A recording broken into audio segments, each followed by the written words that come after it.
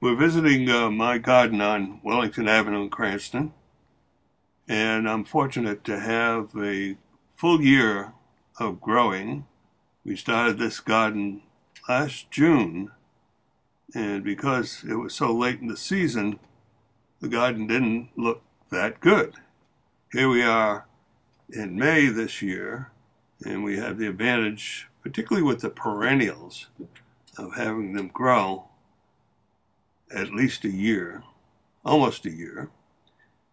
We were looking at some pansies I just put in, and I'm fortunate to have celandine poppy, which some people consider a weed, but for me, it's a great ground cover. In this case, it gets up about 2.5, 3 feet high. And we're looking at sweet woodruff and some hostas. This is in the southeast corner, and it's very shady, so I took advantage of putting hosta and pansies in this corner because I knew how well they do. Here we get a little light, as you can see, during the day, and so the variegated hosta were put in this location, and the fern, which could use a little more shade, but doing well. My chrysanthemums are already beginning to bud up. This is May, folks. Can't believe it. This is a Cruiser Regale that we're looking at. That'll get up 3.5, 4 feet high. Very large for a hosta. I like the blue cast on the Cruiser Regale. My columbine is already blooming. This is unbelievable. And here's a cutting from last year. It was only 8 inches. It's a Rosa Sharon. Who knows? I may have blooms next year. It's up about 2.5 feet at this point. You see a lot of dusty miller. I like accent plants that have a lot of white edging or white marble in the leaf itself, and that affords me a great deal of color. Plus, it's a good accent plant.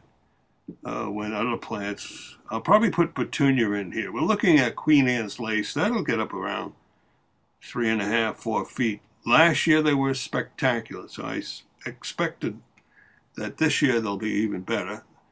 There's the mums I was referring to that are already budded, and there's a hydrangea, macrophylla, that I hope will bloom this year. I had to cut it back. We had some winter damage. That's Gaillardia. That's Arizona Sun.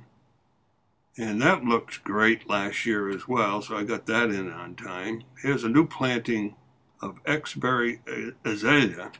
It's kind of an orange red. I like the color. It's a good sharp difference between the green. I have a lot of green, as you notice, at this point in the year. That's Christmas rose that bloomed earlier this year. Sometimes that'll bloom at Christmas time in January, believe it or not, but most often in March. Have some dwarf plants here. Chamaecyparis foliifera. The daylily that my sister Charlotte gave me is in the background there. That will be spectacular, I'm sure. My New England aster just took off last year. Planted it late, it bloomed late, bloomed in the late summer, early fall. Looked great. There's a little Hinoki cypress we see on my right, or in the center now. And some more daylilies and Japanese threadleaf maple. And that we are not sure. We think it's a cherry. We'll find out when it finishes blooming and bears some fruit. I think at this point we can say that this has been a big improvement over last year. And I hope to enjoy the fruits of my labor this summer, and of course in subsequent years as well. There's some spiderwort, which is growing all over the place. This is a lawn view of the lawn.